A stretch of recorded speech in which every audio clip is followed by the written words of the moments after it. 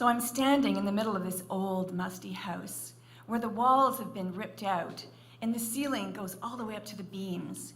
And there are these fluorescent lights hanging all around. And from wall to wall, all that I can see are dozens of brown, squirming puppies. And I'm thinking to myself, what the hell am I doing here? A few weeks before, I'd given up my dream job to work for UNICEF to take a job locally because my dad had been given the news he had some serious heart surgery ahead.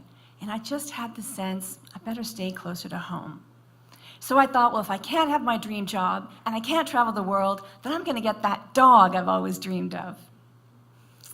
But I didn't want a puppy. I definitely wanted an older dog because I definitely would not have time to take care of a puppy. So I found myself at a kennel that a friend had recommended, and the woman who owns the place turns to me as we look at all of these little brown 6-week-old pups, and she says, "So, do any of these appeal?" And I say to her, "Well, they are really cute, but I'm definitely looking for an older dog. Do you have any older dogs?" And she says, "Well, we've got some 2-month-olds outside. Would you like to see those?" And I'm thinking, right, I really am looking for an older dog. But I say, okay. And we go outside past this big red barn and towards this grove of pine trees, this pine forest. And in front of it, there's this pen full of about 25 or 30 2-month-old puppies, brown and black and golden and apricot, just this curly, curly rumble fest. And she says to me, "So, do any of these appeal?" And I say to her, "Well, they are definitely delightful, but I really am looking for an older dog. Do you have any older dogs?" And she says, "Well, we do have some 3-month-olds, and they're for sale." And I'm thinking, right, she is so trying to sell me these puppies. But I say to her, "So what's wrong with them? Why are they for sale?" And she says, "Well, they just haven't found their owners yet." So we start walking towards another pen where there are about 6 larger 3-month-old pups. 3 are sort of a dark chocolate and 3 are an apricot color. And as we're walking towards that pen, one of the apricot pups runs over to the corner of the fence that we're walking towards and sits there transfixed. And as we get closer, he climbs up the fence and puts his head on his paws, and he's just staring directly up at me. And I hear her voice say, "Oh, it looks like he's been waiting for you." But I don't really hear her because in that moment, my heart has gone kaboom! And as I'm staring at him, it's like this nuclear explosion of love is just ripping through my body. And I'm thinking, oh my God, oh my God. And he's looking at me saying, here I am, I have been waiting for you, I have been waiting for you. I hear her voice say, "So, would you like to hold him?" And my brain says, danger, danger, we are here for an older dog, definitely not a puppy. But my heart takes over my mouth, and I hear myself saying, "Do I want to hold him? You bet I do." And she picks him up, and she hands him to me, and oh my God, at 3 months, I can barely hold him. And so I put him down on the ground because I'm actually feeling a little bit woozy, and I sit on a bench nearby. And he just trots right on over and puts his little head on my knees and stares up at me. And I'm staring down at him, and it's as if I see gold and silver and pink sparkles. It's like we're in this snow globe of love, just the two of us, next to a kennel in Pickering. So my fact brain takes over, and I say to her, it's Christmas time. It's really not a good time to take a dog home. Really way too busy, too busy. And she says, "Well, actually, it's a wonderful time. Lots of time for you to bond and really get to know each other." And my brain is saying, okay, she is still so trying to sell me. And so I say to her, well, I bet you kind of say that to everybody. And she smiles as if to say, yeah. But then she says to me, you know, I've sold a lot of puppies, but I've never seen what just happened with the two of you. So of course, I take him home. I decide I want to give him a really great Canadian name. And I see a picture of the adventure author Farley Mowat, and he kind of has an apricot beard and apricot hair. And I look at the picture of Farley Mowat, and I look at the pup. Picture of Farley Mowat, I look at the pup. They look the same. So that's who he becomes, Farley Mowat, Canadian adventure dog.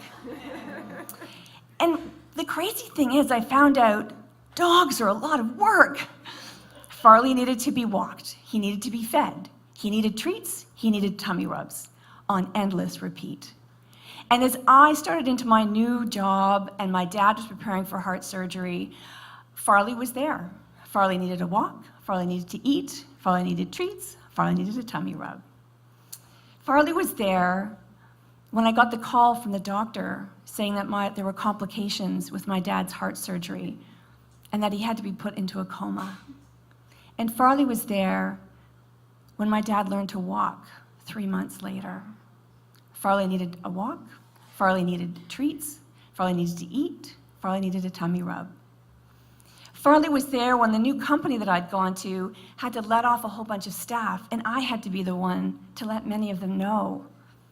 Farley was there when both of my parents got diagnosed with lung cancer on the same day, ended up in the same hospital, 2 floors apart. Farley was there when my dad got the news that his lung cancer had gone to his brain and he had less than a year to live. And Farley was there when my dad took his last breath. Farley needed a walk. Farley needed to eat. Farley needed treats. Farley needed a tummy rub. A few months after my dad died, it was October, Friday, October 3rd, to be specific, and I woke up, and these dark clouds that had been kind of the edge of my mind felt like they were coming in really dark and close, like this crazy hurricane. And these voices started saying, you didn't take the job you wanted. You're not traveling the world. You're an idiot. You're alone. You're an idiot. You're alone. And I thought, what is this darkness? I could feel it all through me. And I thought, wait, this is grief. This is grief, and it's coming from me today. So I got through my day at work, and I got home. I took Farley for a walk. I got him fed. And then I called a friend of mine who'd lost her parents not long before. And I said, what's going on? And she said, it's grief. Grief will make you crazy. But the thing with grief is you've got to feel everything. Just feel everything. So I went to the quiet of my bedroom, to the darkness, and I just lay on my bed as these voices of grief were questioning every decision I did or didn't take, every opportunity I did or didn't make. It just was this, it was like hundreds of garbage can lids just crashing, crashing, crashing all around me. And this darkness was closing in and I had trouble breathing. And then I felt this pressure on my chest. And I felt this cold wetness on my cheek. And Farley had climbed up on my bed and was lying next to me. And I thought, I'm not alone. I have a 90-pound life raft that's going to carry me through this. And that's what he did. On Sunday night, I took him to the lake for a walk, and I saw these dark clouds on the horizon going the opposite direction. And I could feel the sun on my face and this cool lake breeze coming over me. And then I felt this warmth on my upper right thigh. Farley was leaning into me, as if to say, I got this. I got you. I'm not going anywhere. 6 years later, I'm walking through another hospital, and Farley's with me. I'm wondering, what will she be like today? Will she be conscious? Will she be unconscious? What will the nurses have to say?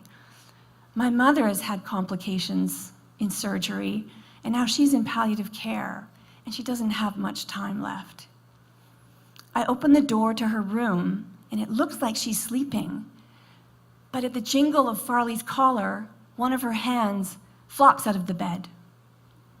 And Farley walks over, and he sits underneath that hand. And he sits there for 2 minutes, 5 minutes, 10 minutes, still as a statue, just loving her up. A couple of nights later, we come back for another visit. Only this time, Farley, he won't come in the room. He's really stubborn. So the nurse says, don't worry, he can just stay with me. Early the next morning, my mother died. In the months that follow, I noticed Farley starting to slow down. He's not stealing other dogs' toys at the dog park, which he loves to do. He's not chasing the squirrels as much as he once did. And he's got this weird limp. And so I call the vet. We go in, get it checked out, and they do all the workups. And they say, oh, it's arthritis. He's 8 years old. It's arthritis. And we go home. Well, the next morning, the vet calls and says, I'm so sorry. Farley has a massive tumor in his chest, and it's slowly strangling him. We can't operate, but we have a few different options that we can do to help prolong his life. Can you come in tomorrow?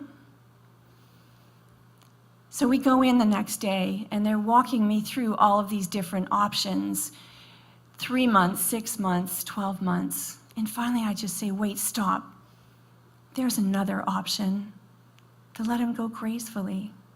But first, I need some time. So we go home, and Farley doesn't want to go for a walk. He's not hungry. He's even refusing treats. And when his breathing gets so labored, I lie on the floor beside him, and I put my hand on his chest, and I give him a tummy rub. And he reaches out and puts his paw on my forehead. And that's how we spend the next few days.